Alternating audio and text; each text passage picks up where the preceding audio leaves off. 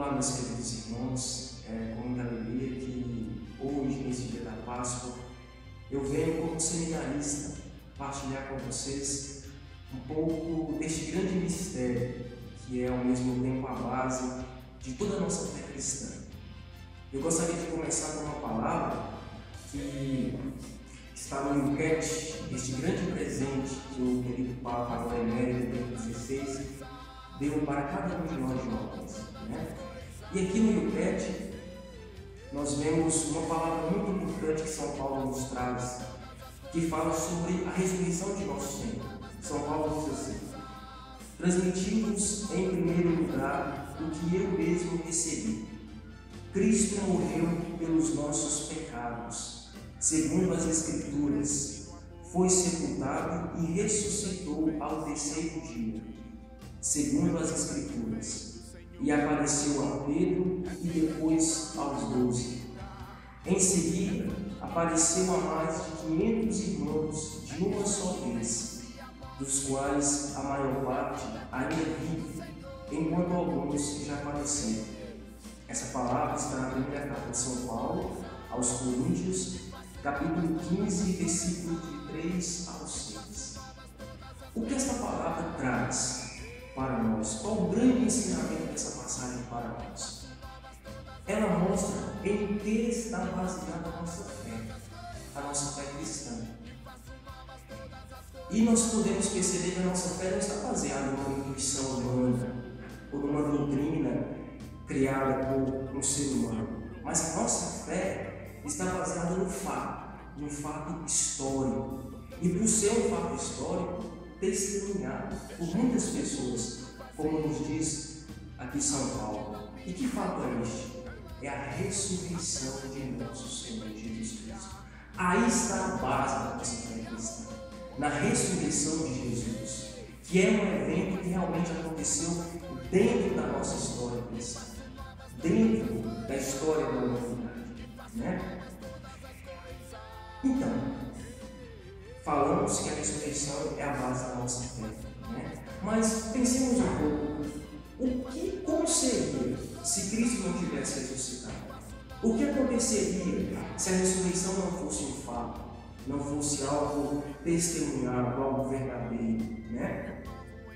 Primeiro, sem a ressurreição, Cristo não seria Deus.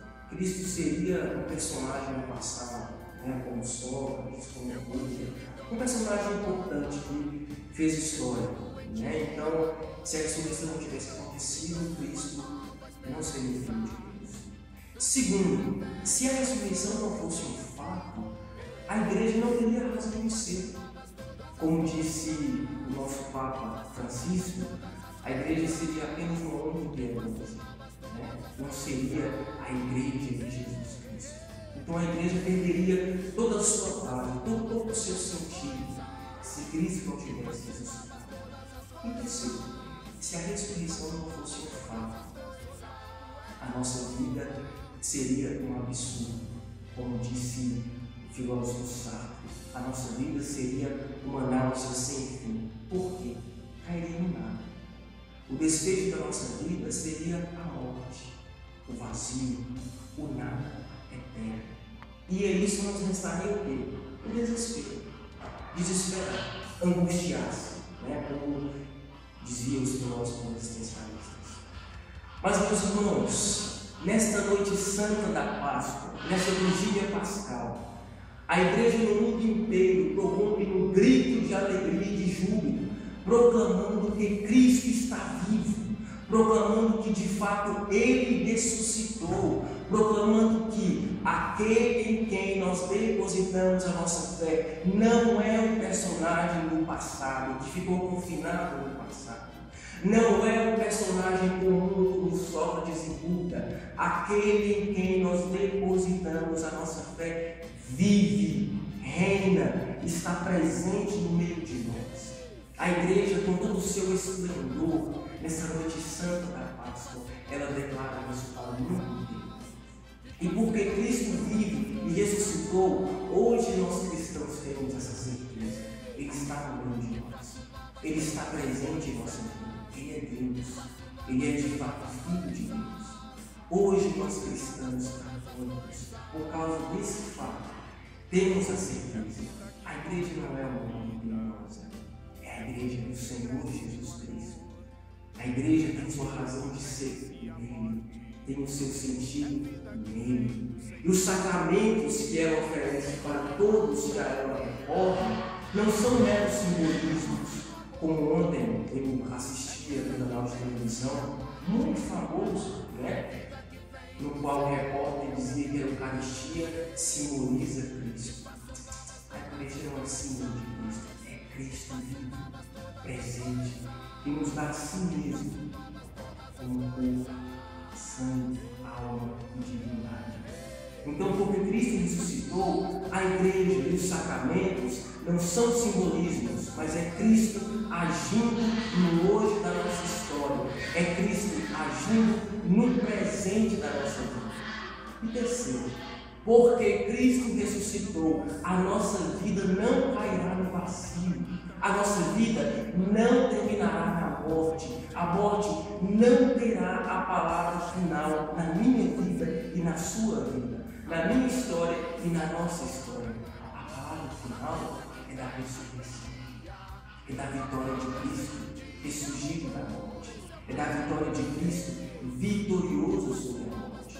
Então, o mesmo destino que Cristo teve na sua vida terrena, o desfecho da vida de Cristo na sua vida terrena, que foi a ressurreição, será também o desfecho da minha vida e da sua vida, se nós vivemos em Cristo, se nós cremos em Cristo, se nós honramos o batismo que nós recebemos.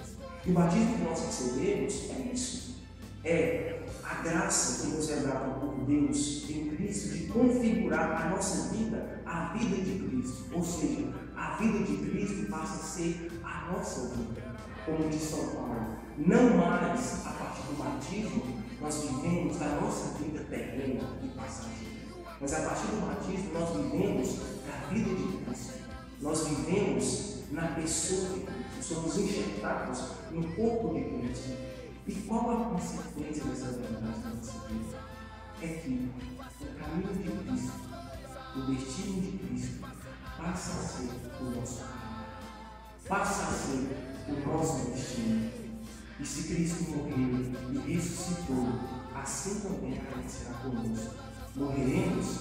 Sim, mas a morte não terá em a palavra final da nossa vida, mas a palavra final será da ressurreição, da vitória plena sobre a morte. Então, se você hoje passa por um sofrimento, por uma situação de morte na sua vida, agarre-se a essa verdade. A palavra final não será do mal. A palavra final não será desse sofrimento que você passa, mas será da ressurreição, será da vitória que Cristo conquistou para nós. E se em Cristo eu e você morrermos, como diz São Paulo, nele também viveremos, nele também ressuscitaremos. Esse é o nosso destino. Louvado seja o nosso Senhor Jesus Cristo, para sempre seja louvado.